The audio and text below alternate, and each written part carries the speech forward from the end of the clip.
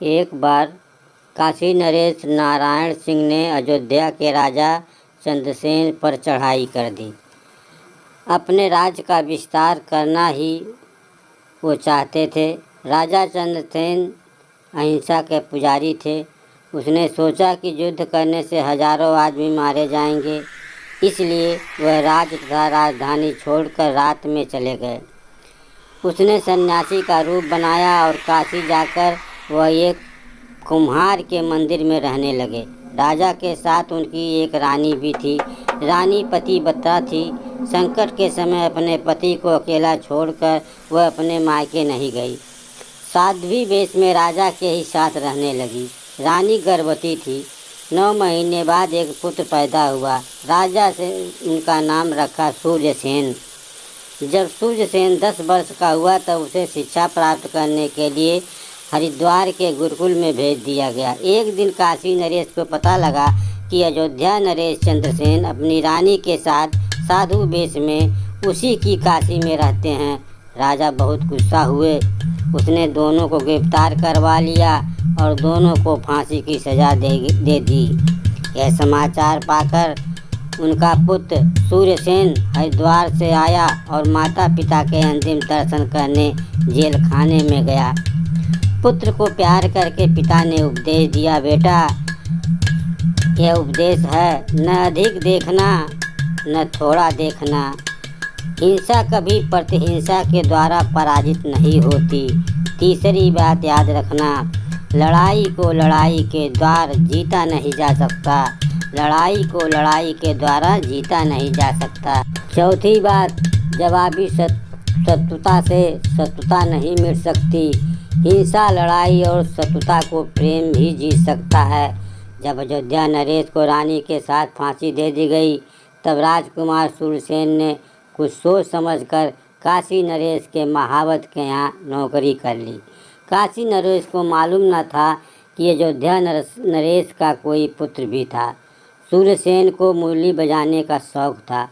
प्रातः 4 बजे वो प्रतिदिन बड़े प्रेम से मुरली बजाया करता था।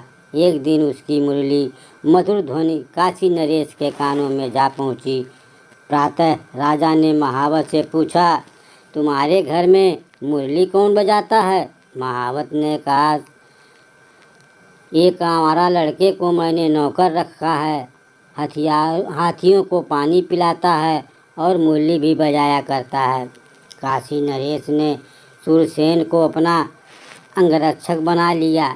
एक दिन काशी नरेश शिकार खेलने गए। घने जंगल में अपने साथियों से छूट गए। एक घोड़ा पर राजा था, दूसरे पे था उसका शरीर रक्षक सूर्यसेन। थक कर दोनों एक घने वृक्ष की छाया में जा बैठे। राजा को कुछ आलस लगने लगा। गर्मी के दिन थे। सूर्यसेन की गोद को तकिया बनाकर राजा सो गए। उसी समय सूर्यसेन को ध्यान आया कि वह वही काशी नरेश है जिसने उसके माता पिता को बिना अपराध फांसी पर लटकवाया था। आज मौका मिला है, क्यों न माता पिता के खून का बदला इससे मैं पूरा कर लूं। उसकी आंखों में खून तैरने लगा। प्रतिरोध की ज्वाला छाती में भड़कने लगी। उसने म्यान से तलवार खींच ली। उसी समय पिता का एक उपदेश उसके दिमाग में आ गया, हिंसा कभी हिंसा के द्वारा पराजित नहीं होती। सूर्यसेन ने चुपके से अपनी तलवार म्यान में रख ली।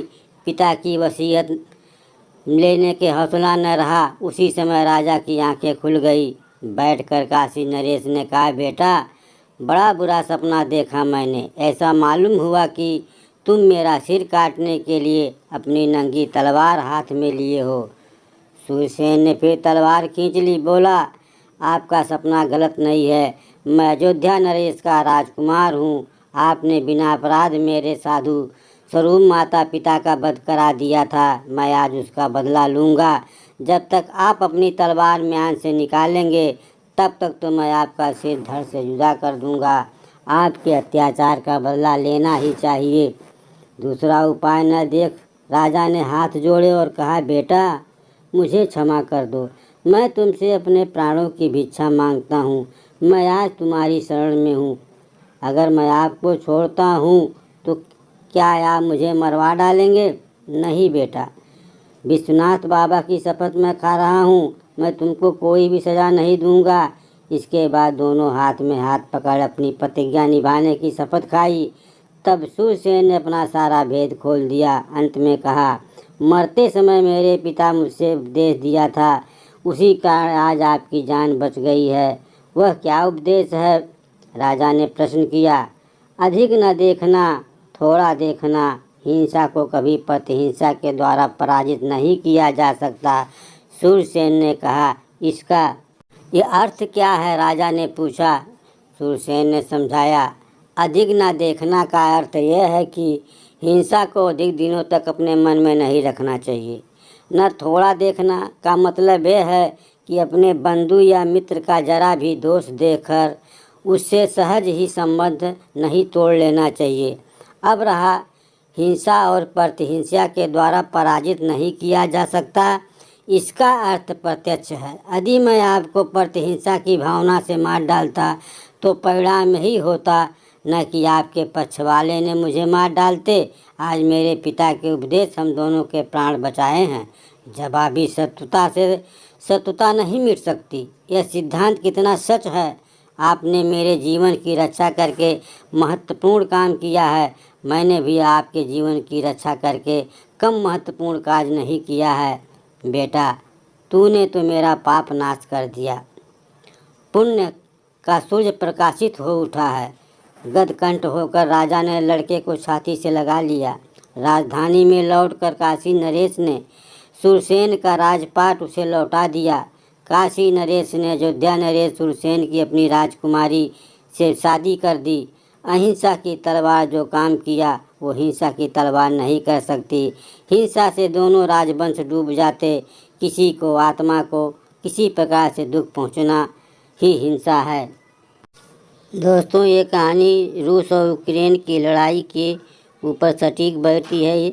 इसमें न रूस की जीत होगी न यूक्रेन की जीत होगी, मानवता की सबसे बड़ी हार होगी और ये बरसों तक याद किया जाएगा। ये जो भी क्षति होगी ये कभी भुलाया नहीं जा सकता, उसकी भरपाई भी होना संभव नहीं है।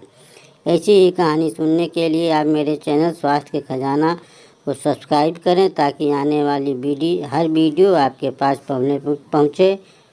वीडियो देखने के लिए दोस्तों धन्यवाद।